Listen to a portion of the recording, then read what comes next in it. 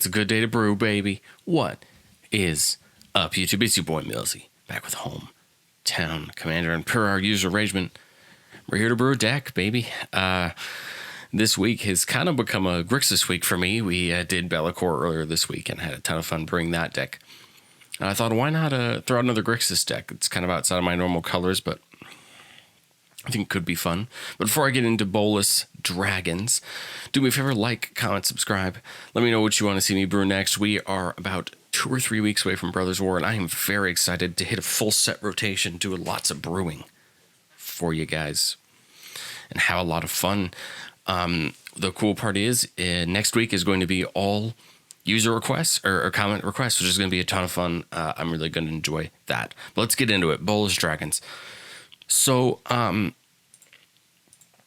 I have had this list, this maybe board of about 120 cards here sitting in my backlog for a little bit. I kind of cut my teeth on dragons about 2 or 3 months ago with Miram, and had a ton of fun building Miram and playing Miram, and I learned a lot of things about kind of dragons and how to take advantage of them and what I thought of them. And Grixis was a combination that came to mind because I thought that we got all of the great things about red dragons with the treasure support in Grixis, as well as being able to play some of the dragons that I just can't play in Gruul or Teamer dragons, right? And not only that, but we get access to the tutors, we get access to some graveyard recursion, which I think will become really important in this Grixis strategy. And so Bolus was the commander that came to mind for me because, A, it's a dragon, which means we can take advantage of passive ancestry, tribal synergies, that kind of thing. But then it flips into a planeswalker that just does really good stuff, especially it's -4, which can bring something back, +2 to draw us cards. And then on the front side, when it enters the battlefield, each opponent discards cards, so it does give our opponent a little bit of disadvantage. So there were kind of a couple cards from Dominaria that really made me want to pursue dragons, because it wasn't just, oh hey, I think Grixis dragons could be a thing. It was a couple cards. First off, Ravager of the Claw has menace, add 2 mana in a combination of colors, spend this mana only to cast dragons creature spells. Once per turn, you can cast a dragon spell from your graveyard. Then whenever you cast a dragon spell from your graveyard, it gains when this creature dies. Exile it. I think Ravager is really interesting because it gives us some natural graveyard recursion in a deck that we're going to be trying to take advantage of the graveyard anyway. The next is the new Bladewing Deathless Tyrant. Whenever it deals combat damage to a player or planeswalker, for each creature in your graveyard, make a zombie knight creature token. Not as worried about the tokens, but they're going to be a nice upside, right, to what we're already trying to do anyway. And then we got a new planeswalker that cares about dragons, Savitri Dragon Master. For its +1 until your next turn, creatures can't attack you or planeswalkers you control unless their controller pays 2 life for each of those creatures. Search your library for a dragon card, reveal it, put it into your hand, then shuffle. -7, destroy all non-dragon creatures. I think Savitri is a ton of fun. I love the idea of it as a commander, but I just think that unfortunately the blue-black selection of dragons are a little weak, right? Red dragons are the primary color for dragons. That is where their evergreen color, that's where they're in. So we really want to take advantage of the red dragons we get access to. And let's be honest, the best dragons are either mono red or red in their colors. So, that was kind of a no-brainer for me. So the first thing that I want to start with talking about, because it's the thing that kind of was my first realization when I looked at Miram, and I still think it's a good set of enchantments. We talked about this a little bit in Be'lakor Demons, but I think we get to play around with the same way in this deck. In fact, we could probably even take a little bit more advantage of it. So the first enchantment we're looking at here is Sneak Attack. This is the Dominaria Remastered art for it. So for single reg, we can put a creature card from our hand into the battlefield. That creature gains haste, sacrifice it at the beginning of the next end step. I think this pairs really well with Ravager because we can dump things down, put it into the graveyard, and bring it back through reanimate and that kind of thing. There are also some other cards that allow us to reanimate as well. But this pairs really well with a couple cards like Molten Echoes, where whenever a non-token dragon comes in, we get a copy of it, and that token gains haste. So if we're hard casting our dragons, we can get a copy, and Flame Shadow Conjuring, which does a very similar thing. Now, the only downside to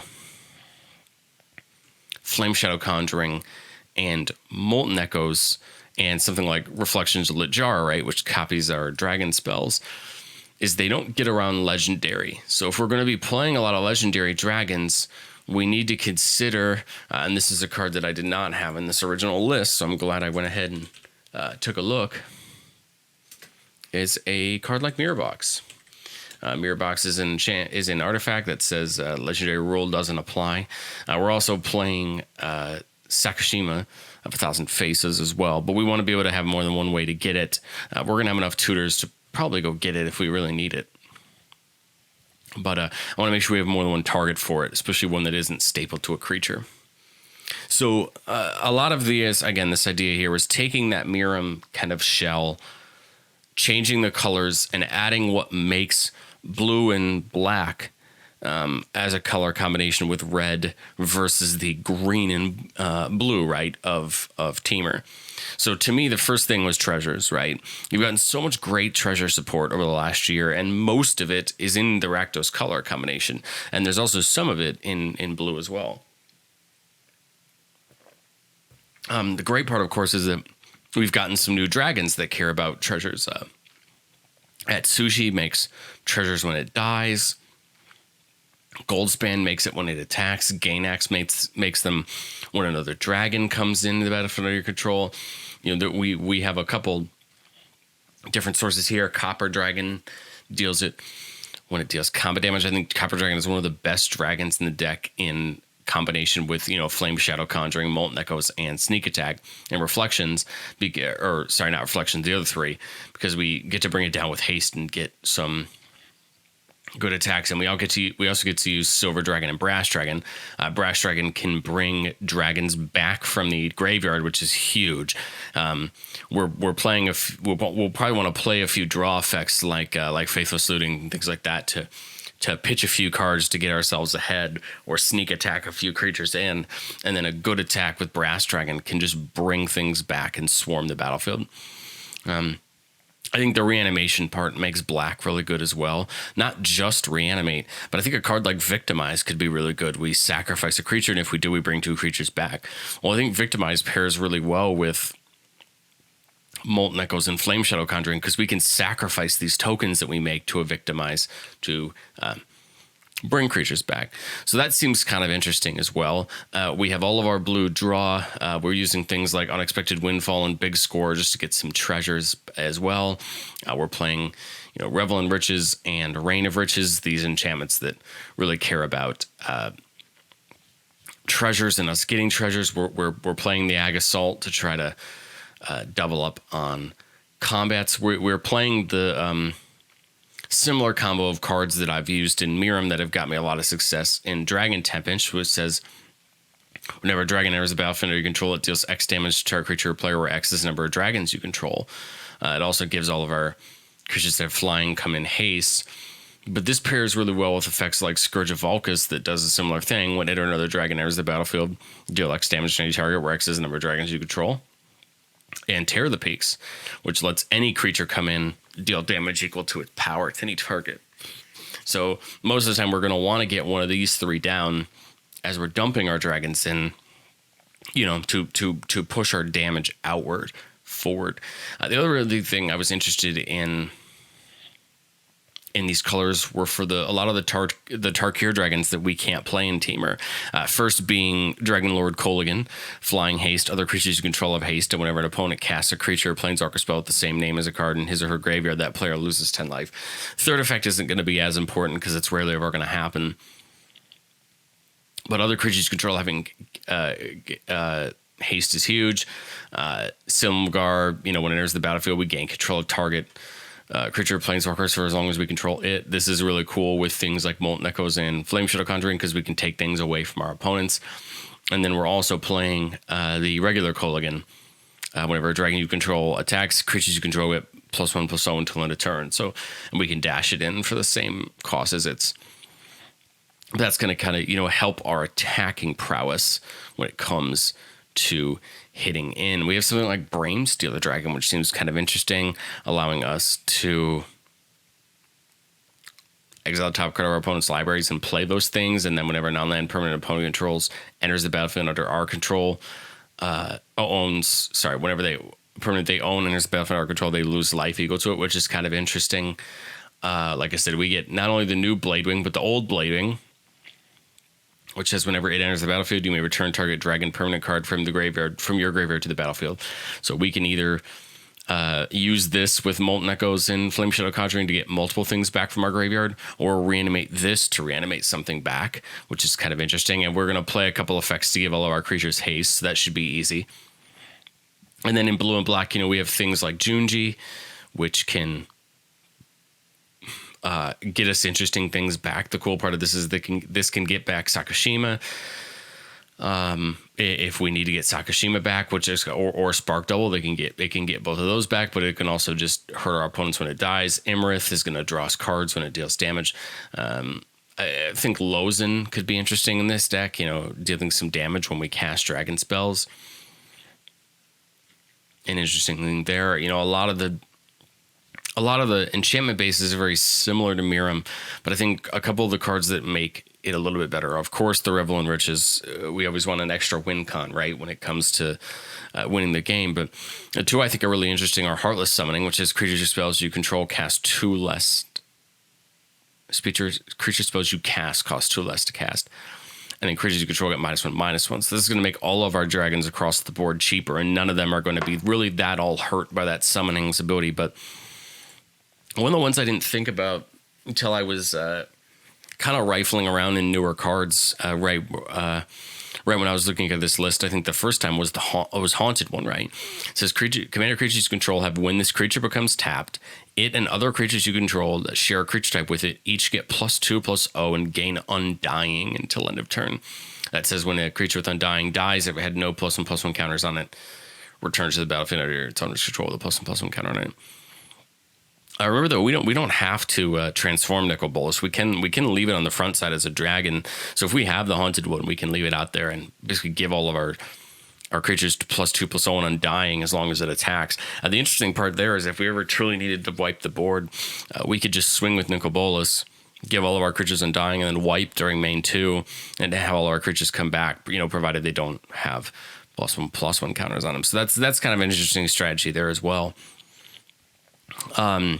So to make this a little bit different than just a deck tech, the goal here is I just kind of want to talk about what sub-strategies do I think are going to work here. I have a very raw list of cards here. This is very similar to kind of where my Millzy Brew episodes get to the point where I've added a bunch of cards in and I need to start making decisions. But what I thought would be interesting here is this is a ragtag list I've kind of already put together. I don't want to scrap the list. I have a few decks that are kind of in this stage right now where they're at 125, 130, and I haven't come back to them. I haven't looked through them. And I don't want to waste the list. I'm genuinely interested to see if this can work. One, because I have 1 or 2 other Grixis decks that I've been trying out, and I've been kind of wanting to take my hand at a Grixis deck and see if I can make it fun.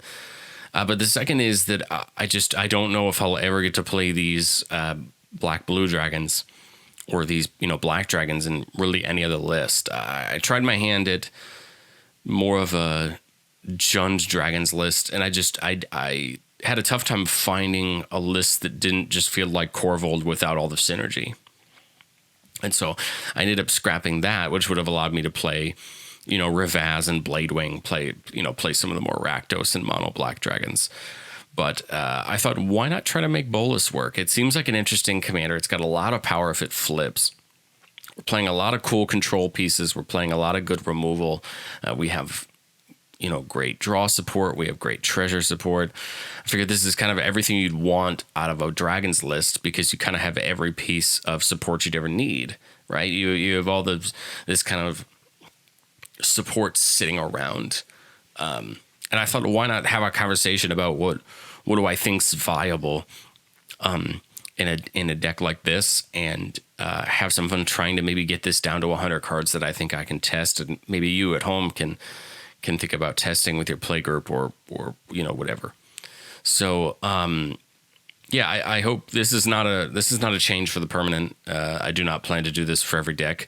I just thought it'd be fun to have a conversation about Bolas Dragons, to talk about if this is a deck idea that can work. Because at the end of the day, as a brewer, I think sometimes it's about saying, hey, does this deck idea work? Can I make it work? It's easy to say, oh, this is a good commander, or this is a good set of cards. But sometimes you have to run yourself through that thought experiment of saying, hey, can I make this work?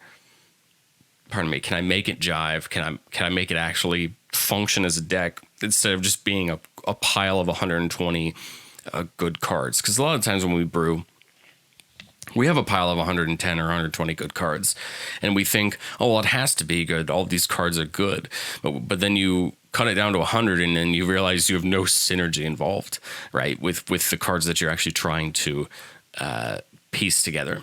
So let's just walk through kind of how we should get this down to 100. What is important and what isn't. Let's start with the lands. I have 38. I'd really like to be at about 35, I think.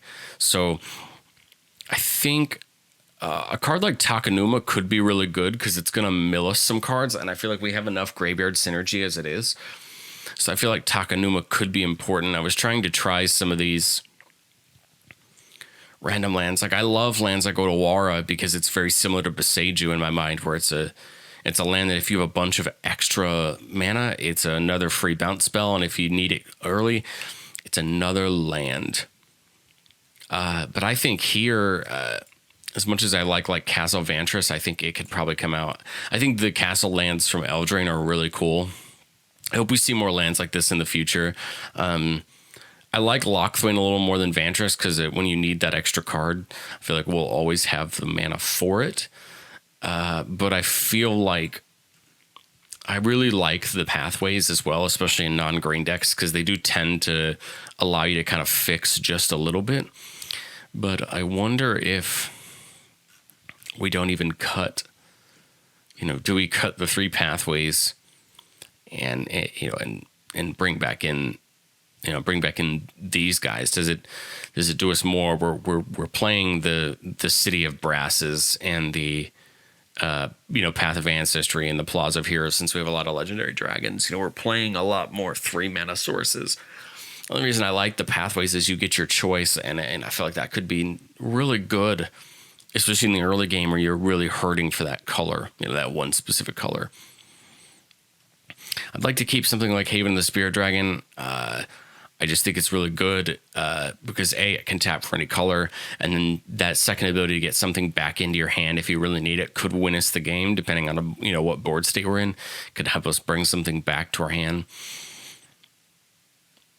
I don't see the benefit of cutting anything like Treasure Vault, because I feel like if we're going to go up the treasure stream, how we want to keep it. I love the idea of Nykthos in a deck like this, just because I think you can get rewarded for having a ton of permanents. I think Nykthos is more common in your green-based decks where you're playing a lot more permanents, but I think Nykthos is just a really good land, and I think it deserves a slot in a lot more decks, and I really want to see it try to catch its stride here.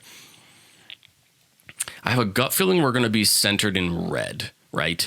As a deck, we're probably going to be centered in red and then maybe a little bit of black. So what I'm thinking is maybe I'll cut like Clearwater Pathway, keep the Blightstep and the River Glide, since they both have red. And I feel like even though if I scroll down here, it says red is 57, black is 35, blue is 24, which that's, of course, before we cut cards, but that makes a lot of sense. Red, I think, is the central deck color in our deck, and so I want to make sure our lands satisfy that. I like Savitri and I like Sarkhan. I like Sarkhan a lot because of that +1, giving you 2 mana in any combination of colors. This allows us to, every turn, get back that mana that we need. And I also just think that Sarkhan is just a really good piece for that. So he kind of acts as a mana rock of sorts, but then when you get up to that -7, he's also draw discard, which is great for our deck because we can pitch dragons into the graveyard to get back later. But his -7 just makes us a bunch of tokens. So I really like both of them, and I really think I want to try both of them and put them through their paces. Okay, let's go into the mana rocks. Currently, I have 17 in the list, and I think that's, or artifacts in general, I think that's probably too many. Someone in the comments is going to say, Millzy, what are you doing? That's 50 mana sources. That's not enough. But I think we're going to have enough card draw that we're not going to have a problem with this. I've tried to spread out the mana sources. Like you see, we have Arcane Signet. We have the Orb of Dragonkinds that we got in Commander Legends 2. In Carnelian Orb, which gives a creature haste, and Lapis Orb, which gives a creature, which is going to scry us 2. I think Lapis Orb is a little bit of the least important of the two. It's not like the green one, which gives a creature hexproof when it comes in, so I think it's not as necessary. I think for that same reason, okay, I was going to say we cut a Dimir Signet, but I don't even see one. I don't even see a Dimir Signet in the board, so I must have already thought about just putting Izzet and Rakdos in, because again, they both have that red that we need. I think we want to play all three of the talismans. They're just very good cards. The question becomes, do we need Urza's Incubator and Herald's Horn? They're both really great cards, and they both do really, really, really good things. I think actually Urza's Incubator might do a little bit more for us here. Pardon me. Wow, really real burpy night tonight, guys. I apologize about that. Urza's Incubator cuts everything down by 2 mana, which is going to bring a lot of our dragons down to very cheap, including our commander. So I think that's good as well. I like Feast and Famine here, mainly because it pairs with Aggravated Assault for a fun combo, but also because it just untaps all of our lands and gives us more play to play spells. And I think that's important, especially when we are going to be hurting for mana in the early to mid game. I think we need something like this to give us a kind of extra boost. We could also go extra turns with it, which is more than possible. You know, I could have dumped an All Runs Epiphany or Time Warp in here, which would make a ton of sense. It would give us exactly probably what we need. But I like this cheeky extra combats thing, since we're already in the air on all of our creatures anyway. I just think it's going to end up pushing us forward, so I like the Feast and Famine. Orb of Dragonkind's a card I come back and forth on. For a mana, we can tap it and get any 2-color combination of 2 colors to either cast a dragon spell or activate a dragon ability. And then for red and sack it, we can look at the top 7 and get a dragon and put it in our hand. I love the idea of Orb of Dragonkind, but I feel like if we're going to be bothering to play all of these other mana rocks, to me, Orb of Dragonkind just kind of loses its luster up against the Signets or even like a Chromatic Lantern. I think Chromatic Lantern might be important in this deck to kind of even out the colors we have. We're also playing things like Mana Crypt and Soul Ring as well, which are going to help us with these 7 or 6 or 7 cost dragons. But I think Chromatic Lantern could help a ton. Yes, we have more red pips than anything else, but I feel like we don't ever want to be in the unfortunate situation where our mana doesn't ever check out to what we want it to be. So I think Chromatic Lantern could be important, and I think I'm willing to leave it in there for now. So let's come over to Sorceries. I think Quasi-Duplicate's the right idea. I just don't think it fits the list as much as I want it to. I think we're going to end up having more legendary dragons than we think, and so we're going to rely on probably getting Mirror Box or Sakushima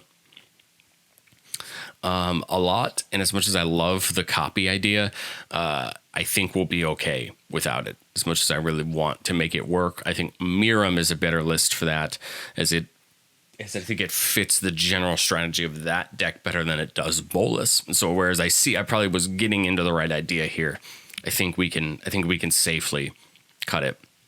Okay, Blasphemous Act, Crux of Fate, Damnation. I don't think we need more than 2. We have some single target removal as well. Blasphemous Act, I think, is a good keep because of Wrathful Red Dragon. If you guys have not seen this combo before, Wrathful Red Dragon says whenever a dragon you control is dealt damage, it deals that much damage to any target that isn't a dragon. So Blasphemous Act deals 13 damage to each creature. If we have a big board of dragons, we can just start pinging our opponents in the face for that. Crux of Fate is great because it's a one-sided board wipe. We can destroy all non-dragon creatures. So I think I'm going to cut Damnation for that reason, although Damnation is a fantastic board wipe in its own right. Okay. We see Demonic Tutor. We need those tutors: Faithless Looting, Imperial Seal, Jeska's Will, which is still very good. Gives us lots of red mana. Reanimate, Torment of Hailfire as a finisher, and then Victimize. I kind of wonder if Torment of Hellfire is going to get kind of beat out of the deck just for not kind of needing more spots for our creatures and things like that. So I'm going to cut the Hailfire for now. I love this card. It's a great black finisher, and I recommend if you're playing a deck that has a lot of mana in the end game, Hailfire is a great card for that. I'm not 100% sure if this is the deck for that. Let's go to our instance. Big Score and Unexpected Windfall, I really want. I think they fit the point of the deck. Brainstorm, great early draw. Psych Rift, it's a blue staple, and it's a blue staple for a reason. Dark Ritual can help us get our things out faster. Deadly Rollick, great removal spell. Fierce Guardianship, great free spell when we have our commander out. Mystical Tutor can go get a bunch of things. Reality Shift terminates, great for some removal. And Vampire Tutor, of course, another tutor, which is great. I think I told it to hide my taskbar. I'm not sure why it's not. Anyway. Interesting. Okay, sorry about that, guys. It just kind of caught my attention randomly out of nowhere. Okay, 115. Okay, let's go to the enchantments, and let's talk about it. Agasol again fits the goal of our kind of end game thought of trying to finish the game that way. Animate Dead reanimates our creatures back. I think it's really important, and I think it. Although we have 2 already, I wonder how often we're going to see them. But maybe we cut the Animate Dead for now. Maybe we do have a couple creatures that reanimate as well, so maybe we don't need it. Flame Shadow Conjuring, again, goes with our game plan. Haunted One, Heartless Summoning. Kindred Discovery feels like it's really important, but I also feel like Ristic Study does something good for us as well. I like Kindred Discovery. I just feel like it's really expensive. I think it feels better in a green deck where we have a ton of extra mana lying around. But I think here we don't have the amount of mana we think we're going to have. And for 5 mana, I think stuff like Revel and Riches and Lit Draw do just a little more. Revel and Riches, again, another win con, Ristic Study. And I really like the sneak attack. Okay, so we're at 113. Okay, let's run through the creatures. I'm sure we probably want to be down to, 26, 27 dragons. I'm sure there's going to be a few that probably sneak out as not as important. Again, I really like the Wrathful. It has that pairing with Blasphemous, but it also just protects us from blocks. Do people want to block and take the damage anyway, lose their creature and take the damage? Not only that, but if we attack somebody who has blockers and our dragons don't die in the combat, we can just point that damage at other opponents or other creatures. So that's the kind of interesting thing about Wrath for a Dragon. I think it has a really good play. Varric's Bladewing is a cool card, but I don't think it fits the amount of power that we have in the deck. If you kick it, it comes in with a token. Again, I like a 4/4 for 4, but I feel like there's better things in the deck. Ufara Hellkite, I like for now. I think it's one of the best dragons out there as far as making tokens for attacking. This can also really make a Scourge of Vulcus or Dragon Tempest or Terror of the Peaks really good because you just start dumping dragon tokens in and dealing damage.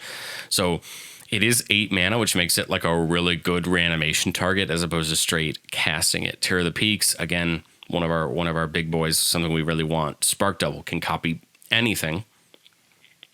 Creature or planeswalkers. If we flip Nicol Bolus, we can copy it. We can copy either of our other planeswalkers. Spark Double just is really good, and the permanent it copies isn't legendary, which is really cool. Scourge of the Throne can attack. Can give us multiple combats by untapping all of our attacking creatures.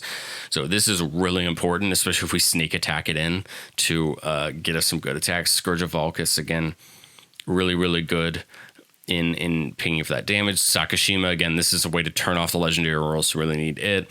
Rivaz, again, way to cast things from the grave.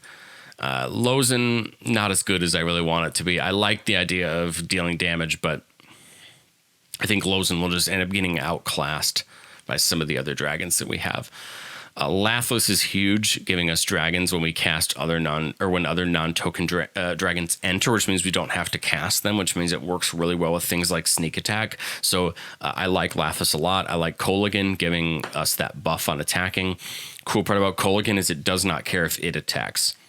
It just needs other things to attack, which I really like. Kaiga the Tidestar, I think, is a card that seems like it could have some tricky play. Whenever it dies, we gain control of target creature. If we use this with Molten Echoes and Flame Shadow Conjuring, I'd have to double check whether or not, I'm pretty sure if it has to go, if we have more than one Kaiga out at the same time and the legendary roll goes off and it goes to graveyard, I'm pretty sure it's considered dying, which means Kaiga would take us control of permanence. So if that's the case, I think that's really valuable. Junji, I want to love. I want to love this. I want to love it. I want to love this dragon so much. The only thing I'm worried about with Junji is there's like 2 non-dragon creatures in the deck that we can get. And I worry that too often is Junji dying worthing everyone pitching 2 and losing 2, and I'm just not sure. I want Junji to be good so bad.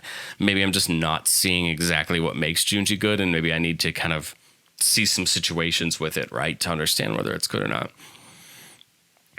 Amarith 4/4, as long as it's untapped, and whenever it deals kind of damage to a player, draw a card. If you have fewer than 3 cards in your hand, draw cards equal to the difference. Again, it's a cool little body. I just feel like we're gonna have better dragons. And from the Star Mount is great. Haste has that fire breathing ability. Hellkite Charger, whenever it attacks, we can pay mana to get an extra combat. Goldspan gives us treasures. Gainax gives us treasures. Furcrag can goad creatures our opponents control, which seems like it's going to be pretty good if we're in one of those sloggy matchups. And I also really like Furcrag. I think a lot of people don't see the benefit in Furcrag for the good it can do at a really sloggy table. Ebon Death, it just seems really good. Being able to bring it back from the graveyard often, as long as another creature dies, just seems really, really good. And I think it's worth farming. Dracoseth's like one of those dragons that its upside is giant. 7 mana, deals 10 damage total when it attacks. But my problem is without sneak attack, that's 7 mana that just feels rough without a haste enabler. And so I think for that reason, I'm going to kind of put it on the short list for now. Silumgar just seems really good. It's something I don't mind sneak attacking in and gaining control of something for the time being.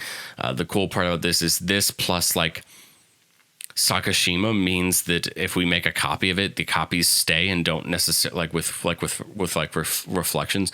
Like the copies don't have to die, and then we keep control of those things. Again, Kolaghan gives everything haste.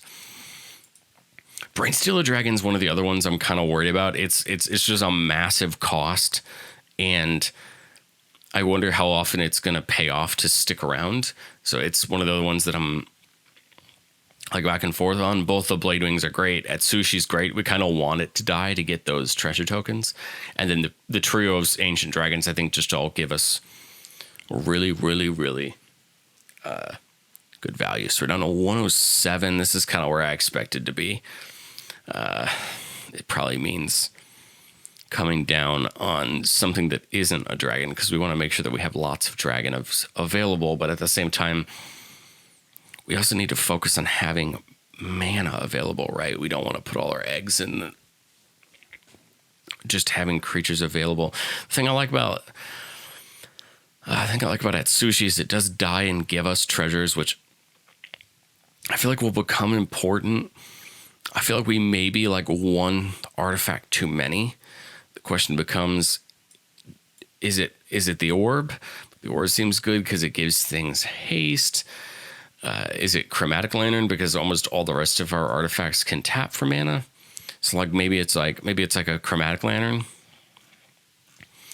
Like I don't want to cut either of these because I feel like they both have their place and they both have their immense upside. Like, see, this is the point where we're at 106 and I'm not sure. Do I cut a piece of removal?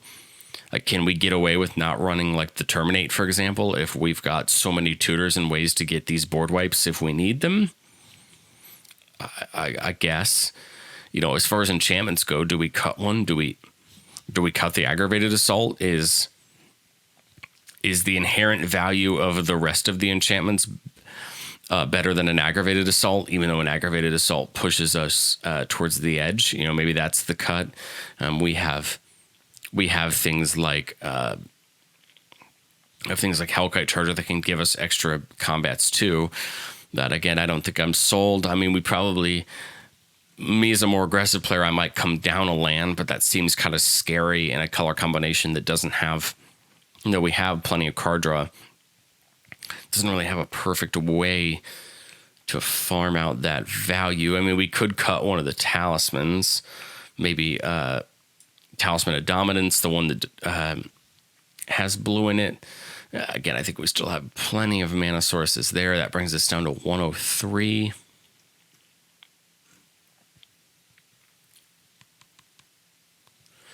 And this is the tough part, is I'm not really sure what else to cut. I don't want to just slosh the dragon count down because we want to get them, right? We want to make sure we have dragons in our hand. They're the most important part of our deck. And we don't want to lose them.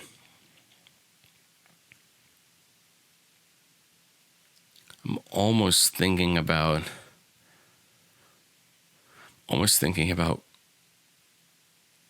maybe cutting the pathways and bringing back in.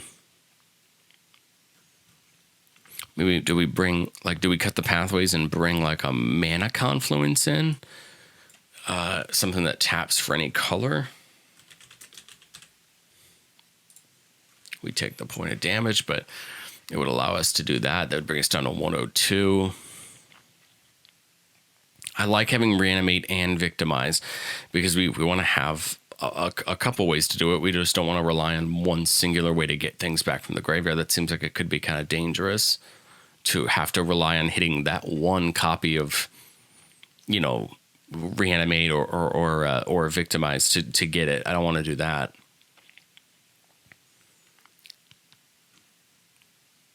This is immensely tough at 102. I'm really not sure. I mean, I guess I could cut the Carnelian Orb for the other mana artifacts that we have. I guess you could argue sort of Feast and Famine isn't the most important thing in the world when it comes to consistency. I feel like it's important, but maybe I'm talking myself out of the Feast and Famine down to 101. I feel like I'm going to end up regretting that cut, but hey, that's okay. We have to get it down to 100 at the end of the day. We have to test it, right? If that's the goal, right? Is to test our list and make sure it works the way we want it to. So I feel like it's okay to cut a card sometimes, even if you think it should be there, to kind of prove yourself right. I know that sounds weird, but I found that works a lot in testing. You cut a card and then you end up being right about it.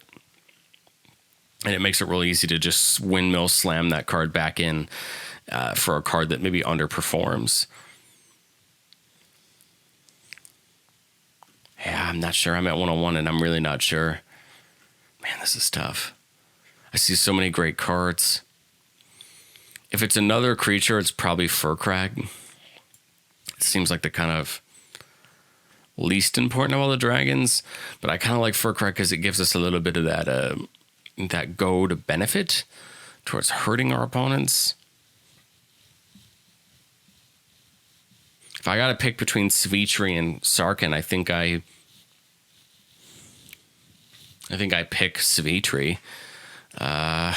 Maybe that's it. As much as I like Sarkhan Fireblood, maybe that's it. Maybe that's the last cut. So we are down to 100. I hope you guys enjoyed this kind of different idea. I don't mean deck-wise. I'm not calling Bolas Dragons a different ideas, but it'll be like this different setup. Again, this is not something I plan to do all the time. I just figured I'd kind of give this a try and see, kind of see what it looks like and how it would go to do this. This is a deck I will test. I'm kind of intrigued to see if this style works or if I'm trying to put a Miram strategy into a Bolus hole, and making it work. I don't know. That's something I'm willing to find out. But I hope you guys enjoyed watching. Like I said, next week we will be doing 2 user-requested videos. I'm really excited about that. One from Infinity and one from Dominaria. So thank you guys so much for watching, and I will catch you next time.